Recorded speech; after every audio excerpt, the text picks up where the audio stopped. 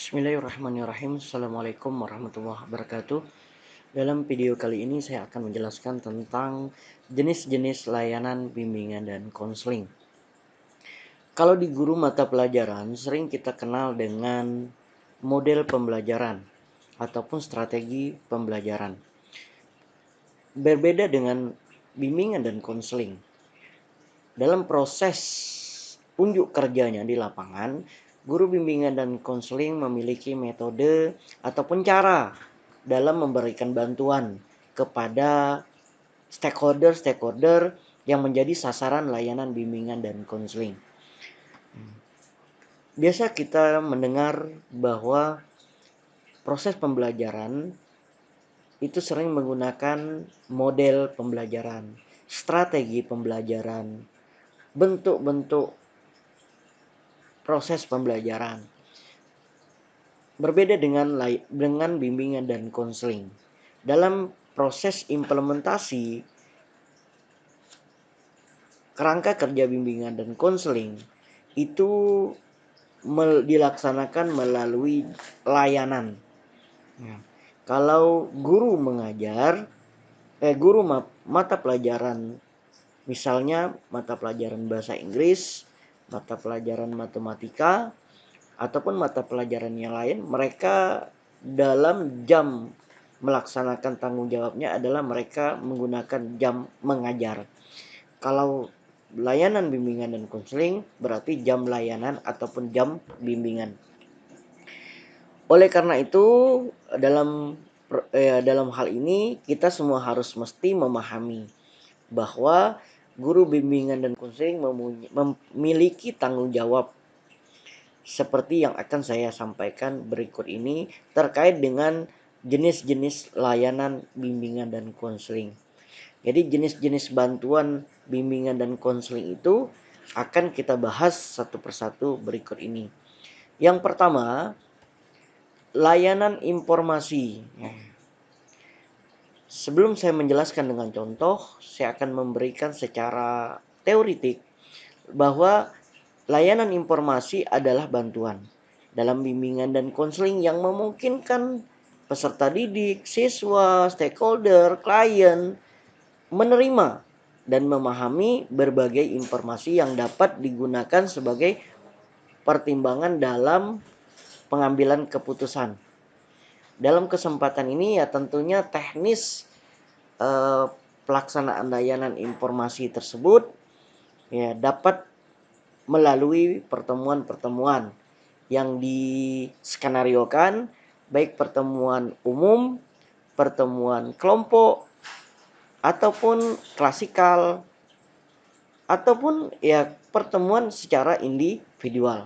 Konteksnya adalah guru bimbingan dan konseling memberikan layanan informasi, memberikan informasi, berbagai macam informasi. Agar apa? Agar peserta didik itu memahami berbagai informasi yang dapat digunakan sebagai pertimbangan, sebagai masukan, sebagai saran peserta didik dalam mengambil keputusan.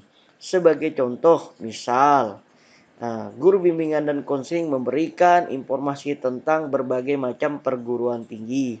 Peserta didik melihat, menelaah, mendengar informasi-informasi tersebut sebagai pilihan.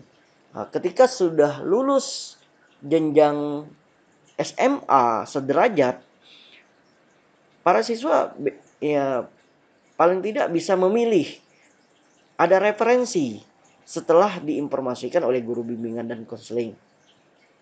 Kemudian bisa saja informasi terkait dengan bahaya narkoba ya, ataupun pergaulan bebas. Bahkan saat ini misalnya kita lihat dan kita saksikan fenomena-fenomena ya, bahaya game online, media sosial, dan sebagainya.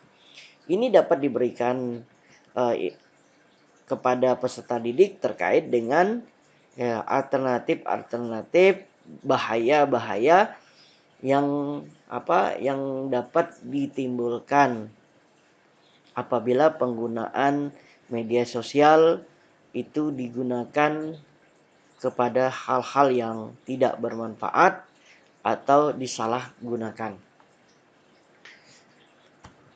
Tujuan layanan informasi di sini adalah membekali para siswa ataupun peserta didik dengan pengetahuan tentang fakta, data, baik yang bersifat terkait dengan pendidikan di sekolah, karir atau pekerjaan, maupun perkembangan-perkembangan pribadi sosial, ataupun fenomena-fenomena terkait dengan perkembangan teknologi ataupun hal-hal yang lain. Fungsi layanan informasi sesuai dengan fungsi bimbingan dan konseling seperti yang telah kita bahas pada materi sebelumnya. Ya, materi sebelum ini ya sebenarnya sudah kita bahas, tapi terkait dengan layanan informasi ini dapat diimplementasikan bahwa fungsi layanan informasi itu identik dengan fungsi pemahaman. Karena apa? Setelah memberikan informasi diharapkan para peserta didik paham tentang bahaya narkoba, paham bagaimana menggunakan media sosial secara bijak, menggunakan teknologi secara baik untuk kepentingan dan dalam pengembangan potensinya, paham dalam mengatasi kebingungan-kebingungan setelah diberikan informasi tersebut, paham bagaimana menjaga dan memelihara perilaku-perilaku. Nah, dalam kesempatan ini layanan informasi tentunya digunakan oleh guru bimbingan konseling harus up to date, harus sesuai dengan fakta dan fenomena, bukan informasi hoax yang diberikan ataupun informasi-informasi yang belum ditinjau kebenarannya ataupun hal-hal yang lain. Tentunya guru BK sudah mengakomodir materi-materi yang diinformasikan. Selanjutnya kita masuk kepada layanan yang kedua. Anda harus hafal dan paham terkait dengan layanan ini. Yang kedua, layanan orientasi. Layanan orientasi adalah bantuan dalam bimbingan dan konseling yang memungkinkan seseorang mendapatkan pengenalan dalam penyesuaian diri terhadap lingkungan baru yang dihadapi. Orientasi ini kan kalau di sekolah itu identik dengan pengenalan. Biasa disisipkan dengan MOS, masa orientasi siswa. Tapi orientasi yang dilakukan oleh guru bimbingan dan konseling terpisah dari program-program kegiatan rutinitas, kegiatan program OSIS ataupun kegiatan-kegiatan program sekolah. Akan tetapi, guru BK dapat memanfaatkan program tersebut untuk melaksanakan layanan ini. Karena dalam rangka apa? Mengenalkan, memberikan pemahaman kepada peserta didik dalam rangka menyesuaikan diri terhadap lingkungan yang baru. Ini penting karena apa? Penyesuaian diri tidaklah mudah seperti apa yang kita bayangkan. Penyesuaian diri itu butuh proses, butuh penguatan, butuh pendampingan, butuh pemahaman. Ya, karena dasar dari pengembangan diri, ya, peningkatan prestasi juga berawal dari penyesuaian diri yang baik. Penyesuaian diri ini dapat disampaikan ataupun layanan orientasi ini dapat diberikan kepada peserta didik ya, dalam rangka mengenali etika, mengenali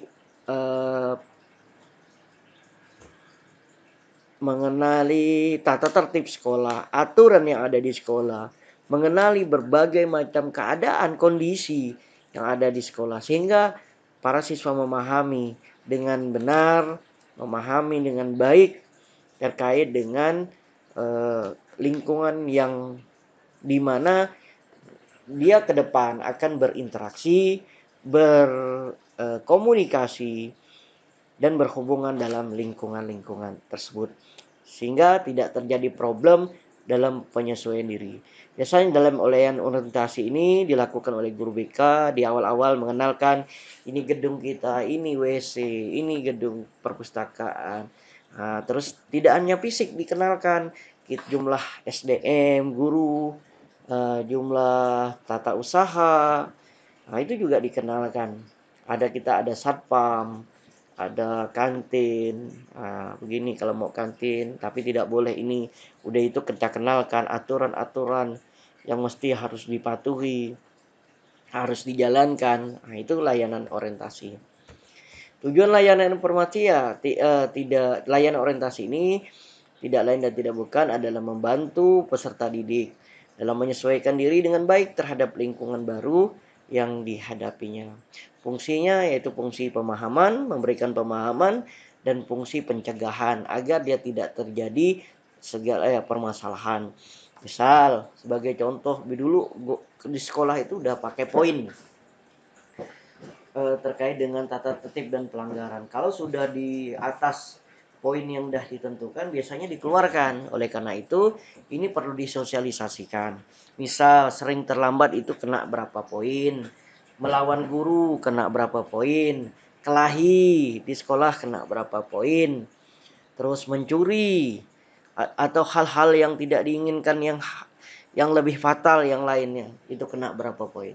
Ini diakumulasikan, harus dipatuhi oleh siswa. Tidak boleh melebihi standar yang sudah ditetapkan.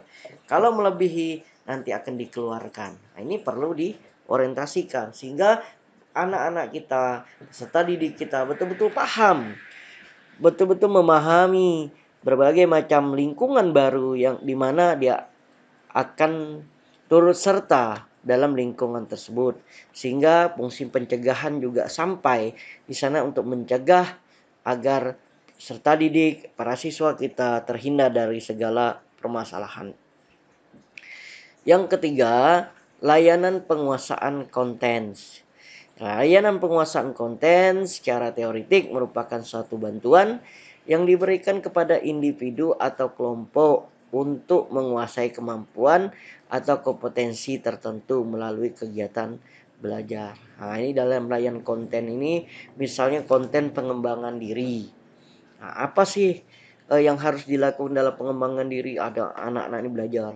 Misalnya mereka menyimpulkan apa yang harus dilakukan. Penguasaan konten di sini siswa itu harus menguasai aspek-aspek konten, kemampuan atau kompetensi tertentu yang terintegrasi. Maksudnya yang terintegrasi kepada dalam suatu kompetensi-kompetensi tertentu. Misalnya tadi pengembangan diri, anak harus punya apa? Anak harus punya kelebihan, mengembangkan kompetensinya, mengembangkan kemampuannya. Jadi gembleng dibantu dalam proses bimbingan belajar misalnya. Fungsi layanan konten yaitu pemahaman, pemeliharaan dan pengembangan maupun pengentasan. Penguasaan konten ini ya bisa juga menemukan cara belajar yang efektif. Ya, dia harus mengimplementasikan cara belajar yang efektif itu seperti apa. Bukan lagi mendefinisikan cara belajar yang efektif adalah cara belajar 3 jam selama 1 hari ataupun begini. Tidak. Tapi misalnya cara belajar yang efektif itu ketika kemampuan siswa menemukan cara strategi ataupun cara dengan mudah dia dalam memahami materi, dalam menguasai dan mengimplementasikan pemahaman-pemahaman yang dia pelajari. Nah, dan di dibuktikan dalam kompetensi-kompetensi tertentu. Nah, itu layanan konten. Isi layanan konten itu biasanya pengembangan kehidupan pribadi, pengembangan hubungan sosial, pengembangan kegiatan belajar, pengembangan dan perencanaan karir, pengembangan kehidupan berkeluarga, dan kehidupan beragama. Sebagai contoh saja misalnya bagaimana cara berhubungan sosial dengan baik. Nah, ini guru BK pertama memberikan informasi. Jadi dirumuskan bagaimana nanti contohnya, bagaimana bertegur sapa, bagaimana menghormati orang yang lebih tua, bagaimana berpendapat dan sebagainya. Nah, ini layanan konten. Selanjutnya yang keempat, udah keempat layanan yang kita pelajari hari. Layanan penempatan dan penyaluran. Layanan penempatan dan penyaluran ini kan merupakan upaya memposisikan peminatan siswa, ya, kemampuan siswa sesuai dengan potensi dan kemampuan. Ya, jadi memposisikan keinginan, minat, cita-cita siswa dengan potensi dan kemampuan siswa baik di bidang akademik maupun non akademik. Jadi kita dengan layanan ini guru BK itu memberikan fasilitas, menempatkan anak-anak didiknya ataupun peserta didiknya sesuai. Ya, misal sebagai contoh dalam penempatan duduk, posisi duduk misalnya, yang kecil di tempat di depan, yang besar di belakang. Terus yang kurang penglihatan silahkan di depan, yang kurang pendengaran silahkan di depan. Ya, yang kira-kira kurang paham dari jauh pandang silahkan duduk di depan. Nah, diposisikan itu hal yang kecil. Nah, begitu juga dengan yang lain, di penempatan penyaluran. Kalau sekarang ini dalam K13 kemarin itu peminatan. Nah, jadi prioritas mana peminatan bahasa Indonesia. Kalau dulu itu jurusan, ada jurusan IPS, bahasa Indonesia, ya, bahasa ataupun IPA. Nah, kemarin kan itu peminatan. Ini salah satu contoh, bukan asal minat saya ke IPS, IPA. Ini tentunya sesuai dengan dasar-dasar peminatan itu gitu, Pak. Ada yang harus mesti diperhatikan, bukan sembarangan untuk menempatkan, untuk memberikan kesempatan kepada anak didik untuk menempati ya jurusan-jurusan tertentu. Tentunya sesuai dengan kemampuannya, potensinya, dia kemana, bukan sekedar ikut-ikutan. Nah, kalau sekedar ikut-ikutan ini yang justru nanti akan perkembangan ataupun perkembangan akademiknya akan terhambat karena dia mengambil jurusan yang tidak sesuai dengan potensinya. Dia mengambil prodi yang tidak sesuai dengan kemampuannya. Dia mengambil perguruan tinggi yang tidak sesuai dengan backgroundnya.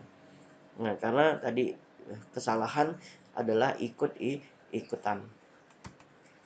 Pelaksanaan penempatan jaluran secara umum dapat bertujuan untuk menyesuaikan antara tempat pengembangan diri melalui dengan potensi yang dimilikinya. Fungsinya pemahaman, pencegahan, pengentasan, pengembangan dan pemeliharaan. Ada lagi tambahan fungsi advokasi. Fungsi advokasi ini yaitu adalah kita guru BK juga bisa sebagai advokat membela hak-hak yang seharusnya dimiliki oleh klien. Ya, kenapa? Karena sering juga terjadi bahwa dengan situasi dan kondisi tuntutan dan perkembangan, tentunya ada beberapa hal yang mesti menjadi pertimbangan.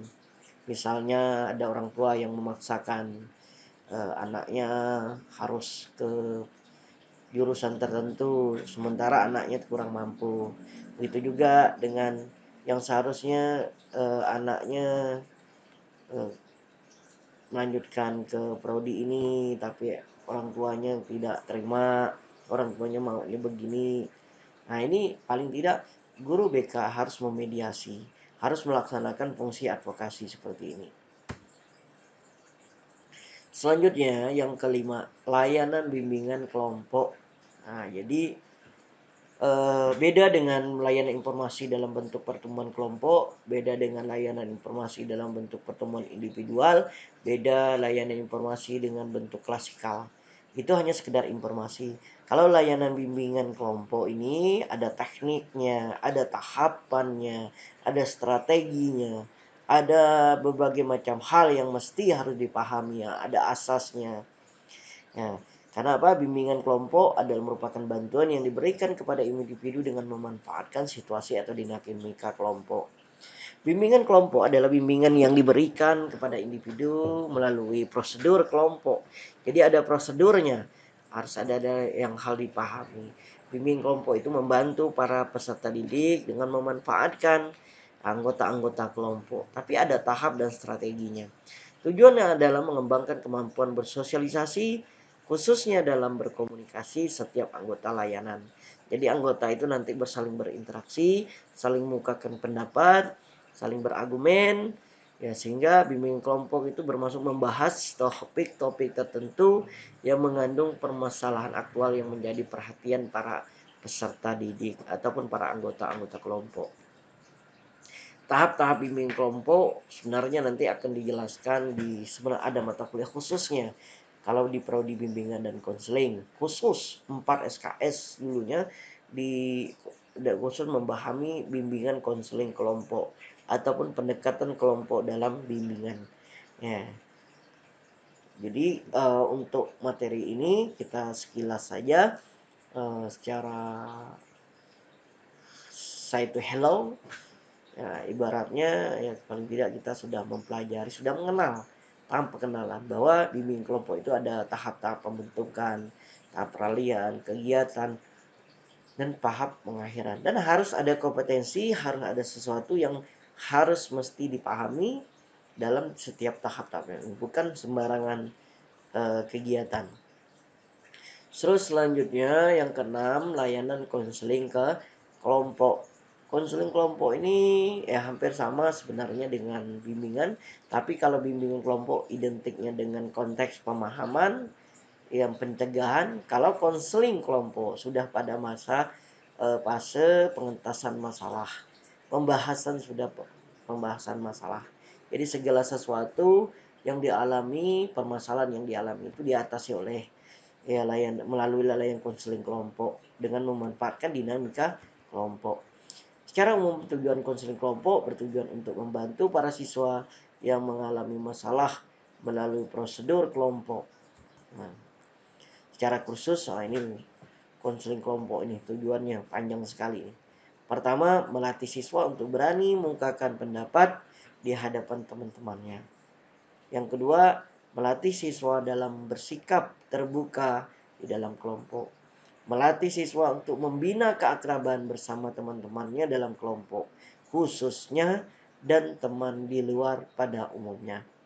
Melatih siswa yang dapat bersikap tenggang rasa dengan orang lain, memperoleh keterampilan sosial, bahkan ya mengenali dan memahami dirinya dalam berhubungan dengan orang lain. Jadi secara khusus konseling kelompok itu tujuannya secara eksplisit. Tapi nanti kalian bisa pelajari di mata kuliah khusus di bimbingan konseling kelompok. Untuk yang lintas prodi atau di luar prodi hanya sekedar mengenal bahwa dalam proses bantuan, proses kegiatan, kalau seandainya kalian kadang-kadang lihat dalam ruang BK itu ada siswa yang dikelompokkan membahas suatu masalah, berarti guru BK-nya ada sedang menjalankan layanan konseling ataupun bimbingan konseling kelompok. Tahap-tahap KKP, tahap-tahap konseling kelompok itu tahap pembentukan, tahap peralihan, tahap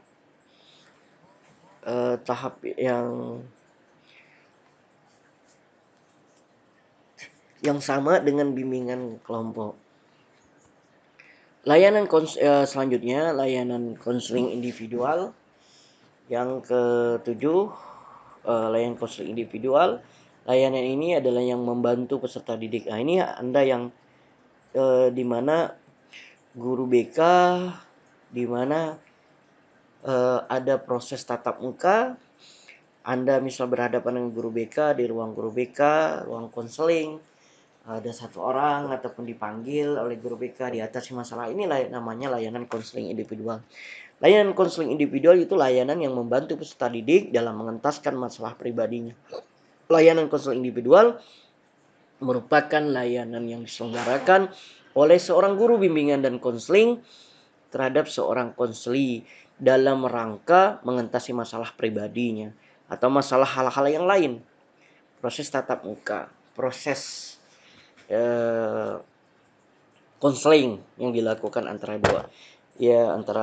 klien dan seorang konselor.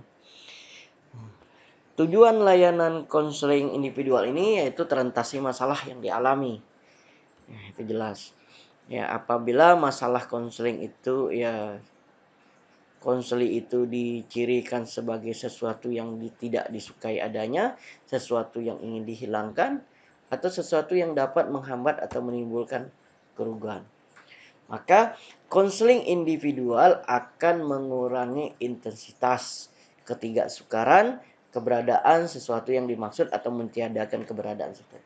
Jadi tadi misalnya apabila masalah konseling itu dicirikan sebagai sesuatu yang tidak disukai, ketika saya berhadapan dengan saya merasa ada sesuatu yang saya tidak sukai ataupun sesuatu yang ingin saya hilangkan, bahkan sesuatu yang dapat menghambat atau menimbulkan kerugian bagi saya, maka konseling individual hadir pertama mengurangi intensitas ketidaksukaran atas keberadaan sesuatu yang dimaksud tadi, yang tidak disukai, yang tidak disenangi, bahkan yang akan merugikan saya. Mengurangi intensitas. Yang kedua, mengurangi intensitas hambatan atau kerugian yang ditimbulkan oleh sesuatu yang masuk. Jadi dapat teratasi. Konseling individual itu mengatasi problem. Selanjutnya yang kedelapan, layanan advokasi. Layanan advokasi adalah layanan tadi yang saya sampaikan, bagaimana mengembalikan hak-hak ya seperti tadi yang tidak diperhatikan atau mendapat pengakuan sesuai dengan tuntutan dan karakter cerdas dan terpuji. Layanan advokasi ini adalah layanan konseling dalam membebaskan klien dalam cengkraman pihak tertentu yang membatasi atau bahkan menghapus haknya. Ya, dan masalah klien tersebut dapat teratasi. Jadi kadang-kadang tidak hanya orang tua, mungkin keluarga yang membatasi ataupun menghapus hak klien gitu. Komponen-komponen layanan advokasi, konselor, korban pelanggaran hak, pihak terkait, ya, ataupun pihak-pihak terkait. Terus selanjutnya layanan mediasi yang kesembilan ya. Layanan mediasi dilaksanakan oleh konselor ya terhadap dua pihak ketika ada sedang gesekan, perselisihan. Nah, ini kita berikan layanan mediasi. Ya sehingga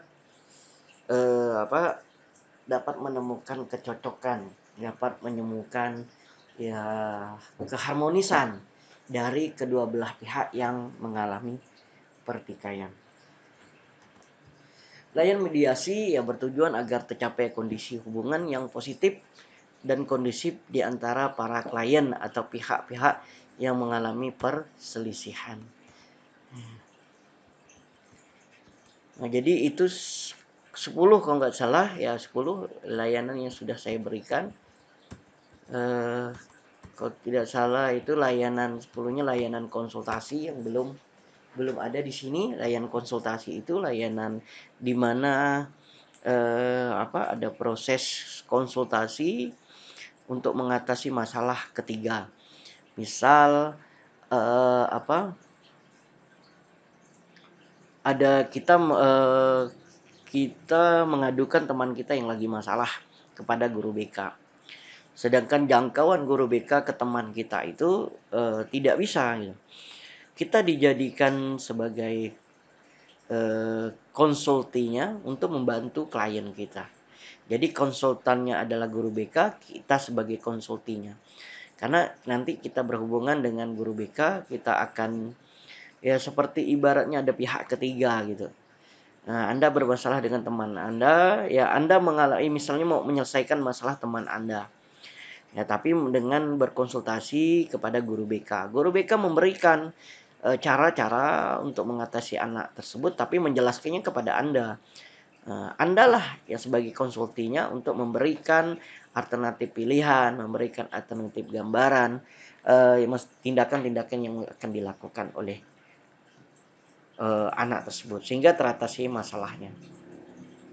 Itu 10 layanan dalam bimbingan dan konseling yang mesti harus kita pahami, kita ketahui ya, sehingga kita mengetahui keberadaan jelas bimbingan dan konseling itu, peran kerjanya, ya, sesuatu yang berarti bagi guru bimbingan dan konseling dapat menjadi